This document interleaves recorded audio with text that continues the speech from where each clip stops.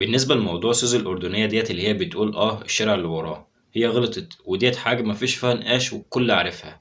بس الغلط الأكبر بقى على الناس اللي بتزيط وقاعدة تعمل على الساوند وفرحانين قوي. لا وكمان هي تروح تعمل على الساوند اللي هي أصلا عاملاه وغلطانة في أبوها فيها. وبعيدا برضك عن إني مش عارف هي أردنية إزاي بتصرفاتها ديت كأنها جاية من سوق التلات، أقسم بالله العلي العظيم.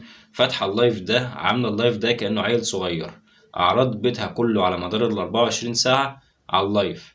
هو كده كده عيل صغير يعني مش فاهم. دي مشكلتها هي ديت حاجة ما تخصناش وديت تربيتها كده وما فيش حد يخصه الكلام ده طبعا. بس الغلط بقى الواحد بيتكلم عن الناس اللي بتعمل على الساوند، اللي هم المفروض قدوة للعيال الصغيرة. لما عيل صغير مثلا يشوف حد عامل على الساوند ويفضل طول النهار ماشي في الشقة ولا في الشارع يقول لك الشارع اللي وراه، والكلمة تتمسك وتقعد تتقال ليل ونهار. وممكن الكلمة برضك تتقال للأهل، مثلا عيل صغير يسمع الكلمة يروح يقولها لأهله أو أبوه. فهي متعلمين يا بتوع الترندات مش أي